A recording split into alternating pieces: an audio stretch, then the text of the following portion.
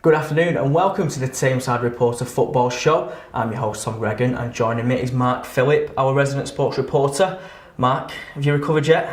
Just about, Tom. Obviously a bit of an emotional roller coaster yesterday. Disappointing result all round for everyone associated with Curzon. Well, as you probably guessed, we're going to be talking about Curzon Ashton's FA Cup heartbreak at the hands of AFC Wimbledon in the second round yesterday. As you probably know by now, Curzon were 3-0 up with 10 minutes to go, but a late collapse meant Wimbledon won 4-3 with almost practically the last kick of the game. Mark, you were there, and Lee Wild also joined him. So let's hear what Mark and Lee had to say on the full-time whistle. Yes, hello and welcome to a special edition of the Tameside Reporters Football Show. We're here at the Tameside Stadium in Ashton, where we've just seen what's got to go down as one of history's biggest collapses. I think you're absolutely right, Lee. When you take a 3-goal lead against any side, it's not often you'll see him collapse and go on to lose it. That happened today, unfortunately. It's heartbreaking for everyone involved with Curzon Ashton. I mean, Curzon was sailing. They were 3-0 up. What happened? I honestly don't know. I think when Wimbledon got the first goal, I think they looked a little bit shaky at the back, and it went on to prove that way. Sorry, I don't know what to say really, because it's so bizarre to see a side go 3 goals up and then lose 4-3. It was almost like a blur what happened. We were stood over there on the terrace and we just could not believe what we were seeing. We were left speechless, and as we said in our little highlights on Tameside Radio, the wind was in Curzon's favour in the first half. And how much of a part do you think that played? I think it played a massive part. Obviously Curzon used it to their advantage in the first half, took a 2-goal lead. I thought Wimbledon used it to their advantage in the second half, but I also thought they came out for that second period with more purpose, passed the ball a lot better, put Hakan Burton, the Curzon goalkeeper, under a lot of pressure, and it paid off in the end. But like I say, it's heartbreaking. It was a devastating result for Curzon Ashton, but there is one positive out of this game, and that is Adam Morgan bagging a fantastic hat-trick. Absolutely, yeah. I mean, I just spoke to Adam Morgan, absolutely devastated, as you can imagine. To get a hat-trick in the game, give his side a 3-goal lead, and then to see him squander it, words fail me, You just can't put it into words, can you? No, he couldn't do much more for Curzon than he did today. Where did Curzon go now? Because they're not doing fantastic in the league this year. The FA Cup had taken up a lot of their attention. Do they need to carry some of that fantastic FA Cup form into the league? Absolutely. I think they can take, although they have lost in spectacular fashion today, they can take a lot of positives from the game. In that first period, they outclassed Wimbledon, who are of course a Football League side doing really well in League One at the moment, perched just outside the playoffs. Wouldn't be surprised to see them challenging for a playoff position this season.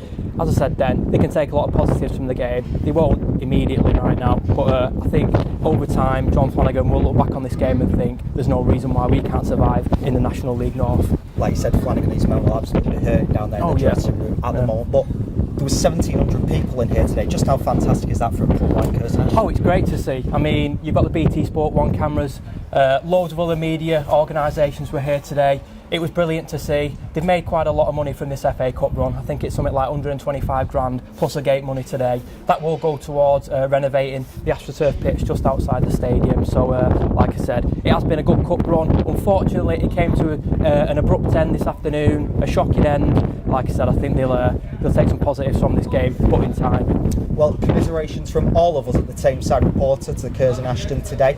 You can catch a full match report in this week's edition of the Tameside Reporter, which will be out on Thursday. Mark, thank you very much. Thank you, Lee. Well, Mark, you were pretty speechless there. I think what you just witnessed, you've had sort of, a day to come to terms with it. What went wrong for Curzon in those last 10 minutes? I have no idea, to be honest with you. I mean, it was a crazy game of football. To take a 3-goal lead into the final 10 minutes and then to lose 4-3 with, like you said, practically the last kick of the game. Heartbreaking for everyone involved with the club. All I can say is that I thought when Wimbledon scored the first, Curzon's defence looked a little bit fragile, and I think anxiety crept in, and Wimbledon took advantage of it. And it was such a shame because obviously Curzon were 3-0 up, playing brilliantly. What did you make of Curzon's performance in the first 80 minutes? Absolutely excellent, which makes it all the more horrible in a sense, because you play so well for 80 minutes, outclass a League One side like Wimbledon, who are doing well in League One at the moment. It's unbelievable. I mean, in that video we did yesterday, I was speechless. I just couldn't come to terms with it. It was mad, really. Still can't quite believe it. But one positive for Curzon was Adam Morgan's hat-trick. However, the game was live on BT Sport 1. There'd been lots of people watching. Are Curzon going to find it hard to keep hold of Adam Morgan? Well, you say a lot of people were watching. I'm sure a lot of clubs in the Football League will have been watching that game. Adam Morgan, of course, signed as a free agent at the end of October, scored 9 goals now, terrific form. You know, you have to think that he will be moving to a Football League club sometime soon. Will Curzon hold on to him? I'm sure they'll want to. However, I don't think they'll begrudge him if he wants to make that step up. So you talked a bit at the Tameside Stadium about Curzon trying to sort of take that spirit of the cup into the league form. They are in a bit of a relegation battle at the bottom of National League North. This defeat and the manner of the defeat, will that have negative psychological effects going on in the season? I don't think it will, because as we mentioned a moment ago, for 80 minutes they outclassed the League One side. Now if they can put those kind of performances into the games in the National League North, there's no reason why they can't go and beat teams like league leaders AFC Wimbledon, Salford City, all the ones who are kind of near the top of the table. There's no reason why they can't beat them. So it's come to a disappointing end, but Curzon can look back at the cup run as a whole with a lot of pride. A lot of pride. They had to get through 4 stages to reach this round of the competition yesterday. So like you say, they can take a lot of pride from it. They've also generated about 125 grand in revenue, plus gate money yesterday. So fantastic for the club, but obviously they'll be hurting still.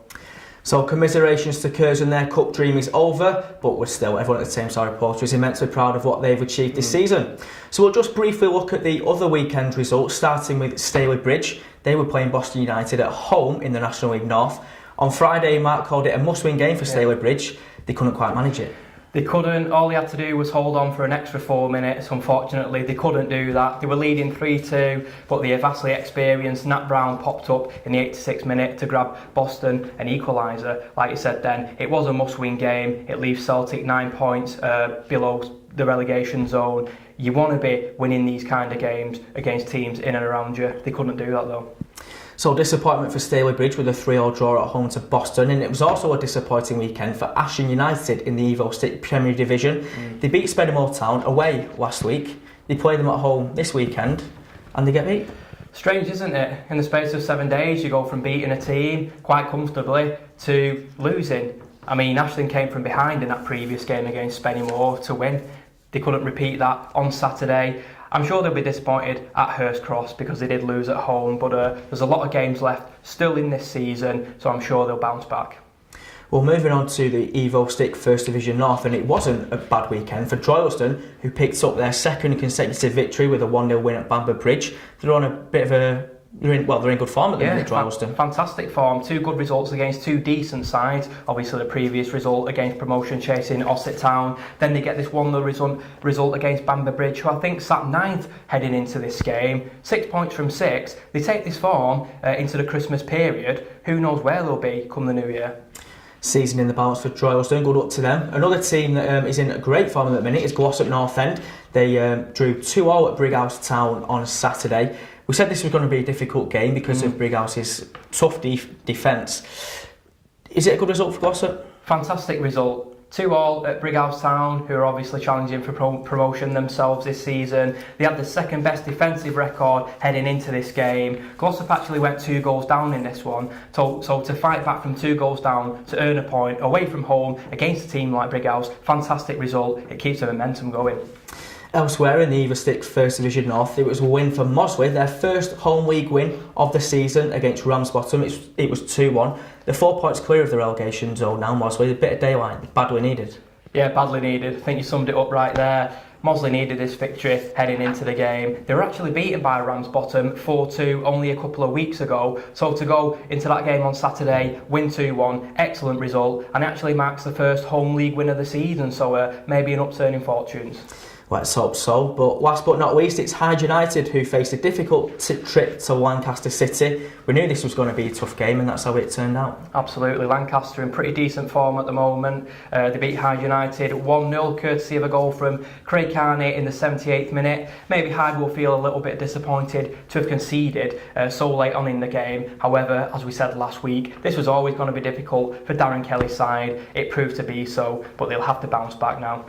Well, Hyde's first opportunity to bounce back is on Tuesday. There's multiple of our teams playing on Tuesday. I'll just run through the fixtures. Stalybridge are at home to Stocksbridge Park Steels. That's an FA Trophy third qualifying round replay. Hyde, as we just mentioned, are at home to Brighouse Town. Hopefully they can bounce back from that Lancaster City defeat. Mossley host Bamber Bridge, looking for their second home league win of the season after picking up the first on Saturday. And Glossop are away at Stapen Hill in the Derbyshire Senior Cup.